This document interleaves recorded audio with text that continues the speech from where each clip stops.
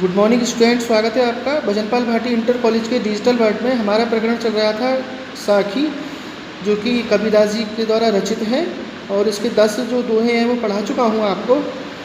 आगे पढ़ाऊँगा आपको। और कि के बिरहणी को मीच दे, के आपा दिखलाई, 8 पहर का दांझना मुँह पे सहाना जाई। विरहणी विरहणी जीवात्मा के लिए कहा गया है। मीच माने मृत्यु है, कै माने अथवा, आपा माने आत्मा या अपने दर्शन। ठीक है। इसमें कबीरदास जी ने जो विरहणी जीवात्मा है उसके विरह का वर्णन किया गया है। कह रहे हैं कि जो विरहणी जीवात्मा है वो कह रही है कि या तो मुझे विरहणी जीवात्मा को मृत्यु दे दो, मीच माने मृत्यु है, या तो मुझे विरहणी जीवात्मा को मृत्यु दे दो या फिर अपने दर्शन दे दो। 8 पहर का दांझड़ा मुँह पे सहा न जाए। दांझड़ा जो विरह की वेदना है, तो कह रही है कि 8 पहर की जो विरह की वेदना है मैं उसे सहन नहीं कर सकती। अगला सुनते हैं। कबीरा रे सिंदूर की काजल दिया न जाए, और नैनू रमैया रम रहा दूजा कहाँ समाए।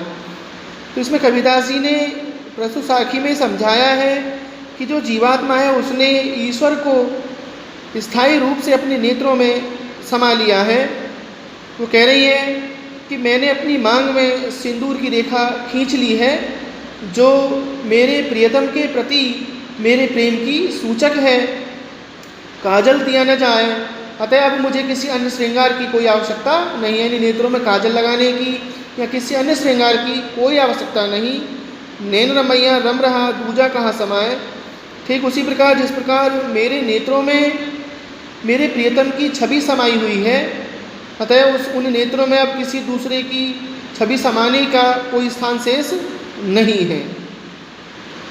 13वां सुनते हैं। सायर नाही सीप बिन, स्वाति बूंद भी नाही, कबीरा मोती नीप जे, सुन्नी से सरगढ़ माही। तो इसमें कबीरदास जी ने समझाया है कि साधना स्वरूप परमात्मा की प्राप्ति के बारे में इसमें बताया है। कह रहे कि सायर नाही सीप बिन, स्वाति बूंद भी नहीं। सायर समुद्र को कहते हैं। सीप समुद्र में ही होती है ये। स्वाति एक नक्षत्र होता है। बूंद भी नहीं, बरसात की बूंद के लिए कहा गया है। कह रहे कि कबीरा मोती नीप जे माने उत्पन्न होना है। सुन्नी से सरगढ़ माही, सुन्नी से सरगढ़ का मतलब है ब्रह्मरंध्र। इसमें कह रहे हैं कि ना तो यहाँ पर समुद्र ही है और ना ही यहाँ पर सीप है और ना ही यहाँ स्वाति नक्षत्र में बरसने वाली बूंद है। क्योंकि जो स्वाति नक्षत्र में जब बारिश होती है, यदि उसकी बूंद सीप में गिरती है तब उसमें मोती की उत्पत्ति होती है। लेकिन न तो यहाँ समुद्र है, न ही सीप है, न ही स्वाति नक्षत्र की बूंद है। कबीरा मोती नीप जे सुन्नी से सरगढ़ माही। तो जो मनुष्य रूपी जो मोती है उसकी जो उत्पत्ति है वो ब्रह्मरंध्र से ही होती है। ठीक है।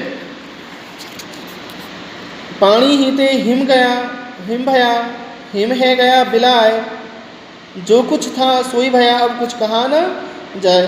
तो इसमें मनुष्य की जो स्थिति है उसके बारे में बताया है कबीरदास जी ने कि मनुष्य की जो स्थिति है वो किस प्रकार है कि पानी ही ते हिम भया, पानी यानी जल कहते हैं, हिम माने बर्फ़ है, यानी पानी ही से बर्फ़ बनती है, यानी बर्फ़ बनी। हिम है गया बिलाए, और फिर पुनः बर्फ़ पिघल करके फिर जल में परिवर्तित हो गई।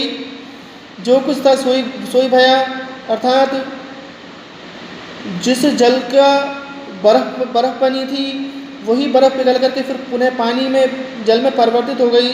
अर्थात जो पदार्थ पहले था वो उसी अवस्था में आ गया, अब कुछ कहा न जाए। इसलिए अब कुछ भी कहने के लिए शेष नहीं रह गया है। यानी अब इसमें कुछ भी कहा नहीं, कुछ भी नहीं कहा जा सकता। यानी मनुष्य की जो स्थिति जैसी है वो उसी स्थिति में पहुंच गया है। पंख उखाड़ी गगन को पेंड रहा परदेश, पानी पिया चंच बिन भूल गया यहू देश। पंख माने पक्षी है। उखाड़ी गगन को जो सहस्त्रार्थ चक्र है, यानी जो सहस्त्रार्थ आकाश रूपी जो चक्र है, तो पेंड रहा परदेश, पेंड शरीर के लिए कहा गया है, जो भौतिक शरीर है। रहा परदेश, रहा माने पड़ा रहा है, परदेश माने इसी देश में। पानी पिया, पानी यानी जल। चंचबिन बिना चौंच के, बिना इंद्रियों के, भूल गया वो देश। और इस देश को भूल गया। इसमें कबीरदास जी ने समझाया है कि जब मनुष्य को ईश्वर की प्राप्ति हो जाती है, यानी उसके हृदय में ज्ञान का प्रकाश फैल जाता है, तो वो फिर बाहरी आडंबरों को, बाहरी वस्तुओं को और भौतिक वस्तुओं को भूल जाता है। इसमें कहा गया है कि पंख उखाड़ी गगन को, जो जीवात्मा रूपी पक्षी है वो बिना पंखों के सहस्त्रार्ष आकाश चक्र में घूमने लगा, पेंड रहा प्रदेश, और उसका जो भौतिक शरीर था वो इसी देश में रह गया।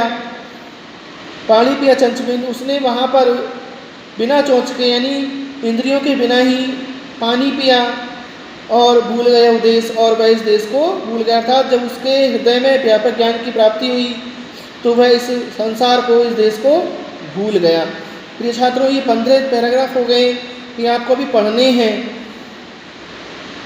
कल की वीडियो में जो बाकी दोहे बचे हैं वो कंप्लीट हो जाएंगे, तब आपको बता दिया जाएगा कि कौन कौन से जो दोहे हैं वो आपको अपनी नोटबुक में संदर्भ सप्रसंग लिखने हैं। तब तक के लिए धन्यवाद।